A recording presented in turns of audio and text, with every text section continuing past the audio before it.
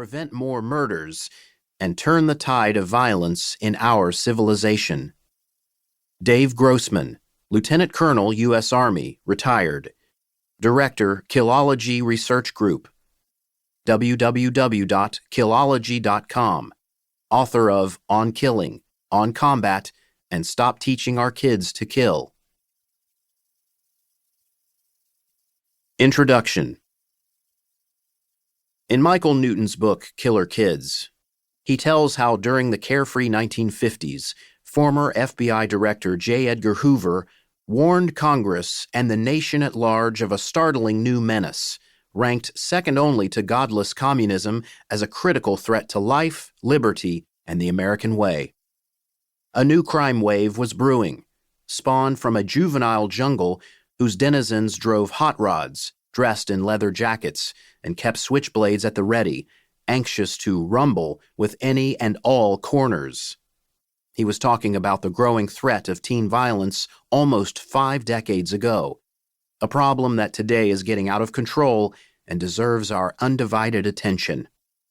I did not write this book to glorify crime or to sensationalize these unfortunate tragedies. I have no hidden agenda, and I didn't write it just to make a quick buck. I wrote this book with only one thing in mind: change. My hope is that the research and studies I have compiled during the last 2 decades can create positive change, educate law enforcement, youth workers, teachers, and parents about warning signs in potentially violent teens, and hopefully save many innocent lives. What sets this book apart from the many other crime books is the multitude of first-hand crime accounts by dozens of teen killers. You could say that I have co-written this book with more than 200 inmates who killed when they were teens, in addition to a handful of other high-profile serial killers and mass murderers. These offenders will explain what led up to their crimes, what they were thinking about during their crimes, and what motivated them to commit such terrible horrors. More importantly, they will explain how they could have been stopped and will offer warning signs that any person paying attention could have noticed. When I was a kid in Cleveland, Ohio in the 60s, we lived in a not-so-nice urban section of town. Our neighborhood was so crime-ridden and corrupt that one of our burglars was even a police officer. My dad held him at gunpoint until the good police came to remedy the situation. When I was 10 years old, my brother and I were robbed at knife point on our way to school. My parents finally decided it was time to move, and we escaped to the suburbs. After graduating from high school, I gave college a shot and attended Kent State University in Ohio. It wasn't my cup of tea, so I changed direction and started working with young people at a juvenile prison. I had been a pretty bad role model to my peers growing up, and had led others down the wrong path of sex, drugs, alcohol, and trouble.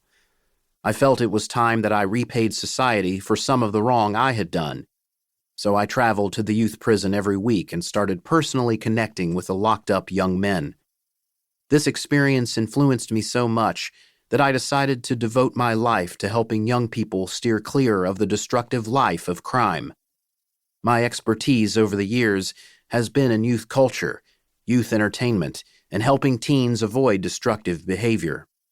I have studied related subjects like teen sex, STDs, drug and alcohol abuse, drunk driving, suicide, teen violence, school violence, and crime prevention. I speak to teens, write books, and help guide students, teachers, police, parents, and youth workers in the right direction. As I passionately pursued my investigation of youth culture, each time I heard or read about a school shooting or a teen murder, I wondered what exactly led those young persons to commit such atrocities. I asked the same questions as everyone. What were they thinking? Why did they choose murder as a solution? What led to their crimes? Could we have stopped them if we had reached them in time? As I watched news reports flash commentary after commentary from so-called experts, I became disheartened and dissatisfied, since they could not provide any reasonable answers or glimpses of